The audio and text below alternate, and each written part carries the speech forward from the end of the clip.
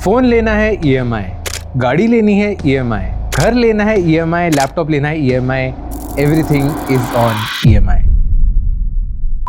आज नोएडा और बैंगलोर जैसे टियर 1 मेट्रो सिटीज में मिडिल क्लास की जिंदगी EMI ट्रैप में फंस गई है। एक रीसेंट न्यूज में देखा गया है कि personal loans non performing assets 51% तक बढ़ गए हैं और क्रेडिट कार्ड डिफॉल्ट्स एक साल में 28% ऊपर चले गए हैं। अब तक 6000 करोड़ तक पहुंच गए हैं।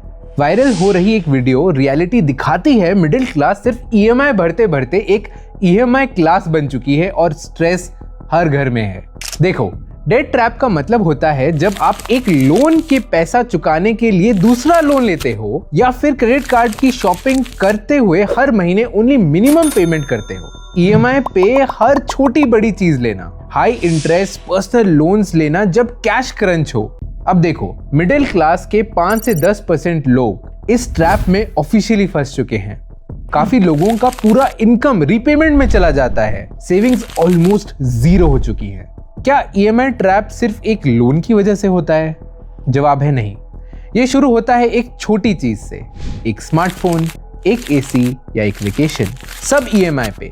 हाउस होल्ड डेट का major chunk 32% credit cards, personal loans और buy now pay later schemes से है। आप स्वाइप करते हो, खरीद लेते हो, फिर रीपे करने की रेस शुरू हो जाती है। आज इंडिया में 70% आईफोन्स EMI पे बिकते हैं और 43% यूथ अपने स्मार्टफोन EMI से लेती है। और हर फैमिली ऑन एवरेज 3 से ज्यादा लोन्स जगल कर रही है, वो भी डिफॉल्ट हो रहे हैं। पर्सनल लोन डिलिक्वेंसी 5% क्रॉस कर चुकी है। हर मंथ का आउट गो मोबाइल पे 2400, लैपटॉप पे 3000, बाइक पे 4000, क्रेडिट कार्ड बिल्स 6500, सब मिला के 25000 EMI आउट गो और जीरो सेविंग्स। नो बफर, एक इमरजेंसी और सब खत्म। समझ लो ये गेम बनाया गया है आपको अट्रैक्ट करने के लिए। अब Amazon ऐप पर आप कुछ भी देखते हो, सबसे पहले बड़ा बड़ा फॉन्ट में 999 पर मंथ दिखता है। असली प्राइस इतना छोटे फॉन्ट में है कि आप इग्नोर कर देते हो। क्या EMI अफोर्डेबल है? आपका जवाब होगा हाँ, बट असली पैसा कितना जा रहा है ध्यान नहीं देते। Buy now pay later, no cost EMI, instant finance, सब ऑफर्स आपको लोन और EMI की तरफ पुश कर रहे हैं। Festive loan offers, cashback EMI deals, सब एक कंज्यूमर साइकोलॉजी को टारगेट करके बनता है। Banks actively loan disbursement targets achieve करने चाहते हैं, इसलिए EMI स्कीम्स पुश होती हैं। लोगों को मंथली अफोर्डेबिलिटी का इल्यूजन दिखाया जाता है, बट रियल एडवांटेज बैंक और कॉर्पोरेट्स को मिलता है। टोटल इंटरेस्ट ज्यादा कलेक्ट होता है और customer long term debt cycle में फंस जाता है। डेट ट्रैप सिर्फ एक टाइप का नहीं होता, काफी फॉर्म्स हैं। एक होता है मल्टीपल क्रेडिट कार्ड्स, सब पर मिनिमम ड्यू पेमेंट करना, छोटे पर्सनल लोन्स लेना, इमरजेंसी में और लोन ले लेना, हाउस होल्ड कंजम्पशंस के लिए गोल्ड लोन या पेडे लोन लेना, BNPL schemes, grocery, furniture, gadgets, सब EMI पे लेना। रियल शॉक तब लगता है जब एक हाउस में एक भी अर्निंग मेंबर इनकम लूज कर देता है। EMI का मिनिमम ड्यू एक माउंटेन बन जाता है। गजब बात यह है, रूरल इंडिया में फाइनेंशियल लिटरेसी कम होने की वजह से टियर 3 टाउन्स में लोन डिफॉल्ट्स पीक पे पहुंच चुके हैं।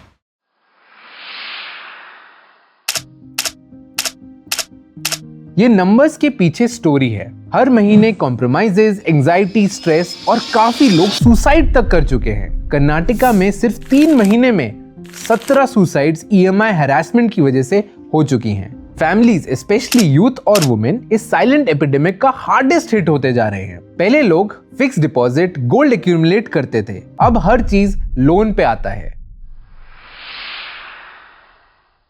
देखो, अगर लोन लेना मस्ट है तो कुछ स्मार्ट हैक्स फॉलो करो। सिंपल सी चीज, मंथली इनकम का 40% से ज्यादा कभी भी EMI पे मत लगाओ। हमेशा इंटरेस्ट रेट, प्रोसेसिंग फीस और हिडन चार्जेस चेक करो। अपने EMI ट्रैकर टूल्स यूज करो, गूगल शीट्स और एक्सेल बेस्ट हैं। हर बिल टाइमली पे करो। लेट पेमेंट चार्जेस और इंटरेस्ट आपका बजट मल्टीपल टाइम्स फिर ओवररन करा देते हैं। नो कॉस्ट EMI की एक्चुअल कॉस्ट समझो। इंश्योरेंस, हिडन चार्जेस, सब इंक्लूड करते हैं। EMI पे बिग टिकट बॉन्ड्स जैसे गैजेट्स या हॉलीडेज अवॉइड करो, it is not required. Emergency fund और हेल्थ इंश्योरेंस जरूर रखो, that should be your priority number 1। इस माइंडसेट से आपका EMI और डेट मैनेजेबल रहेगा, फाइनेंशियल स्ट्रेस कम होगा। अब बात करते हैं एक गेम चेंजिंग अप्रोच की, स्मार्ट SIPs। हर महीने जितना EMI देते हो उतना ही पैसा SIP में इन्वेस्ट करो, तो इवेंचुअली EMI का बर्डन खत्म हो सकता है। अब थोड़ा स्टैटिस्टिकली जानते हैं। इंडियन स्टॉक मार्केट ने पिछले 10 साल में एनुअलाइज्ड वे में 13 से 14% रिटर्न दिए हैं। अब ये SIP फॉर्मूला है, ये देख लो, आपको जानने की जरूरत नहीं है। एक रियल लाइफ कैलकुलेशन समझते हैं। दीपांशु ने 5000 EMI छोड़ दी और स्मार्ट SIP शुरू की। अब 10 साल बाद उसके 5000 रुपए पर मंथ ने 11 लाख क्रिएट किए। लॉन्ग टर्म रिटर्न्स कंपाउंड होते हैं, डेट का इंटरेस्ट न्यूट्रलाइज करते हैं।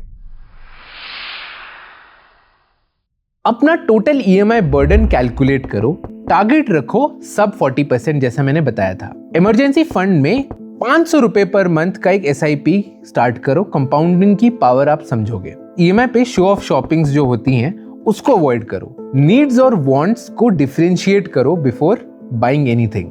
नाउ इन्वेस्ट अर्ली, SIP में डिसिप्लिन रखो और लॉन्ग टर्म विजन फॉलो करो।